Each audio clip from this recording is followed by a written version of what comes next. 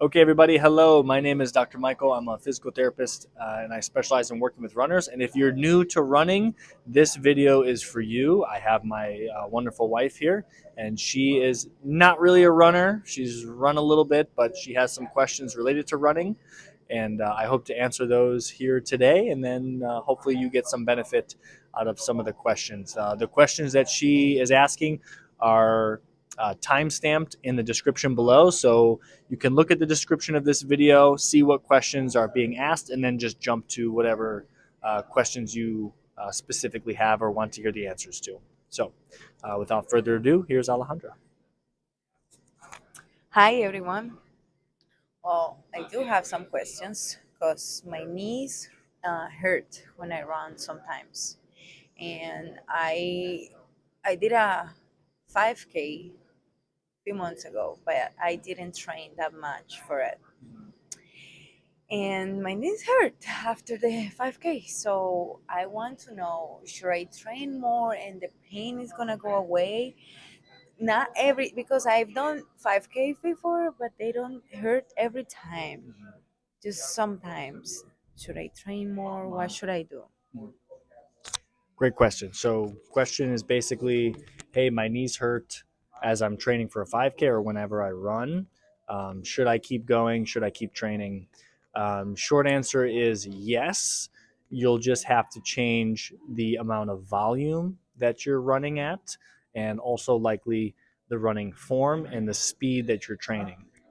So, let's say, for example, that you go out for a 2 mile run, and some point along the way during the run, your knees start to get sore.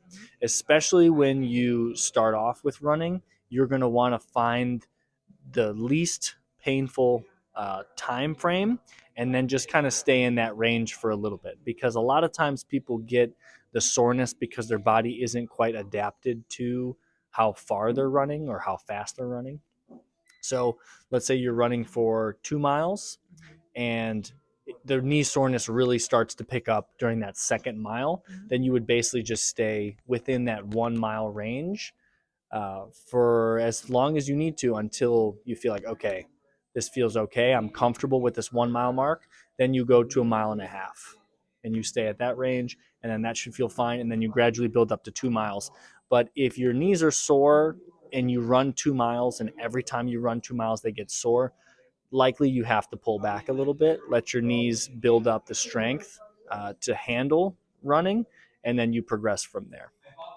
So that's one component as it relates to volume. Sometimes people are simply running too fast, so try slowing down the pace as well. And then from a running form standpoint, just make sure you're not aggressively heel striking, hitting with your knee relatively straight and your heel hitting the ground. You want short, quick steps with your feet landing underneath you. So yeah, just to kind of package that up one more time. If you run on the slower side, it's nicer to start with running slower, short, quick steps with your feet landing right underneath you. And then if it seems to be related to how long you're running, you're going to want to keep your volume initially very low and within that pain free range so that your knees can build up the tolerance to longer runs.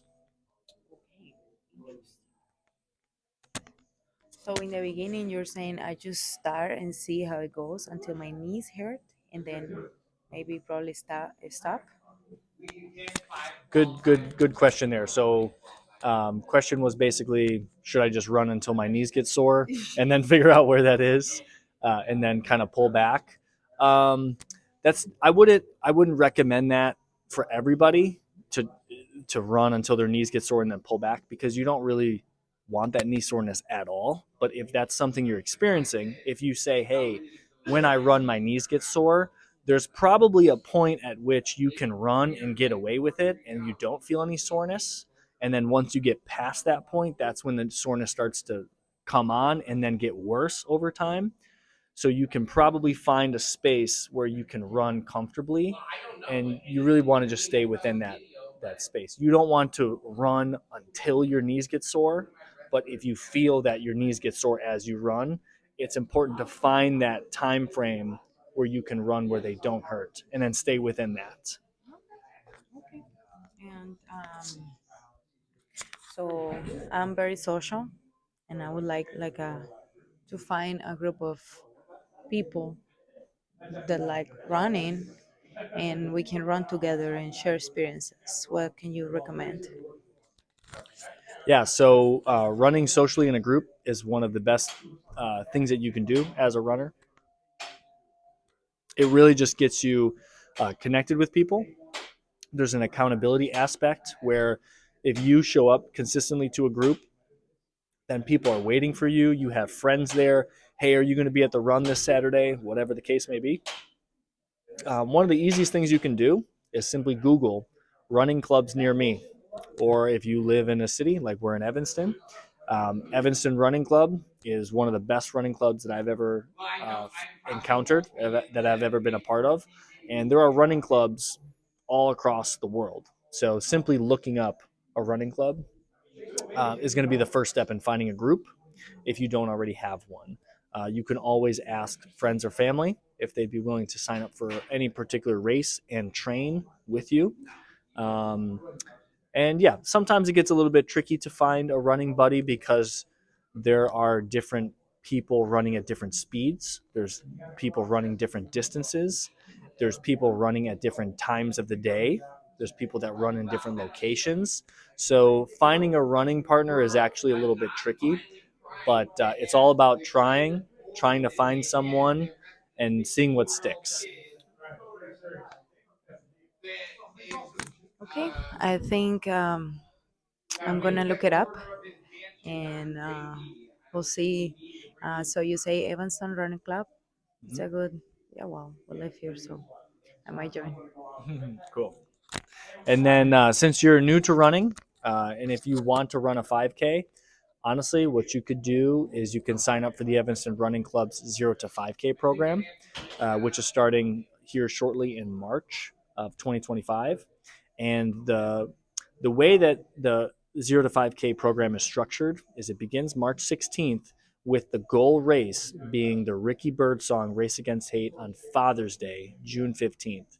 And the program is designed for people that are brand new to running from 0 to a 5K, brand new to running, to get to the point where they can successfully complete that 5K event in June. Now, there's 3 different groups that are within the 0 to 5K program. The first group is people that just plan to walk the thing. So the training is all walking, and then the race on race day itself, people are just walking. That's one group. The second group are people that plan to walk run the race. So at the very end of the whole thing, when they actually show up to the start line on race day, their plan is to walk run the race. And then the third group is the group that plans to run the whole race. So depending on where you're at in your journey, depending on what your goals are, there's 3 different groups available for you to plug into and then train with. And they meet on Sundays at 7:30 a.m. starting March 16th in the year 2025. And the goal race is for Ricky Birdsong in June on Father's Day. So honestly, maybe we should look into seeing if we can go together. Honestly, because yeah, because one tying back into your last question about like finding a partner, it's always nice to run with a spouse, run with run with somebody, and then kind of have that goal uh, together with someone. 0 to 5K program. Here we go. Ooh, ooh, okay, thank you. Any other questions that maybe you have? I think that's gonna be it.